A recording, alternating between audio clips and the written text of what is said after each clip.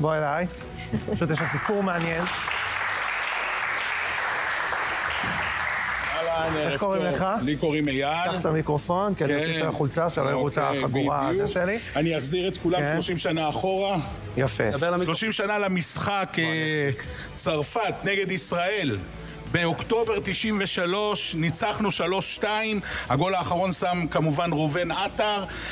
זה חולצה שהתחלף עם רונן חרזי בסוף המשחק, זה חולצה עם הזעה שלו. זה חולצה של אריק קנטונה, אחד מהכוכבים הגדולים של צרפת, מהמשחק הזה. מהמשחק הזה, והוא החליט למכור את זה בגלל האמירות האנטישמיות שלו, וכל הכסף הולך לצה"ל. קנטונה אמר אמירות אנטישמיות, אז רונן חרזי לקח חולצה של אגדת כדורגל, ומוכר אותה. מוכר אותה, אבל כל הכסף תרומה לצה"ל, כדי שצה"ל יקנה עוד קסדות ועוד אפודים, ובזכות אריק קנטונה נהרוג עוד מחבלים. ועוד...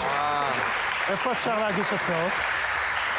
הצעות אפשר להגיש בפנטגון פומביות במוצ"ש, באתר ביט ספיריט, וכל התרומה, הכל לצה"ל, בזכות אריק קנטונה אנחנו ננצח את המלחמה גם. וגם ניצחנו אותו ב3-2.